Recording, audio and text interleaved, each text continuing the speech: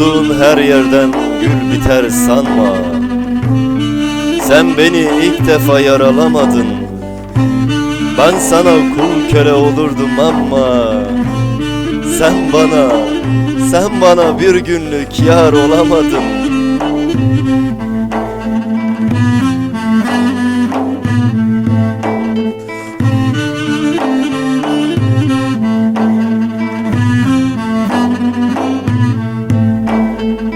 Bu kadar yüklenmek var mı susana? Yerimde olup da çıldırmasana. Ben gönül köşkümü açtım da sana. Sen sokak kapını aralamadın.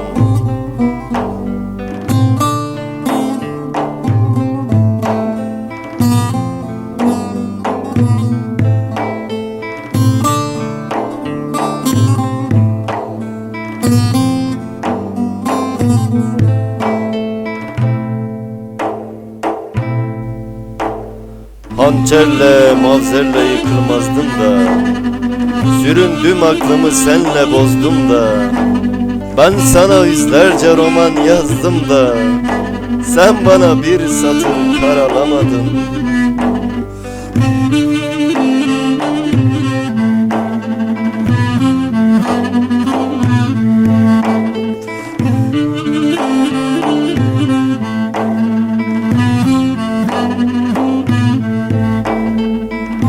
10 binde bir kula nasip olsam da, kadrimi bilmedin nimet olsam da, ben senin bağına rahmet olsam da, sen benim dağıma kar olamadın.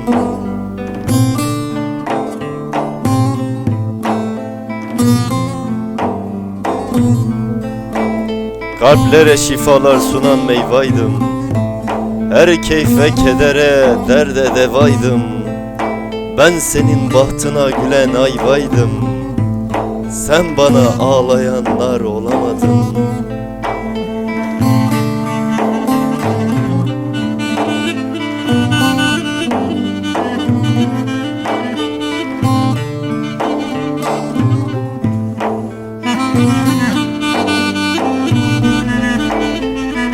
Yıllara mal oldu gözümden düşmen.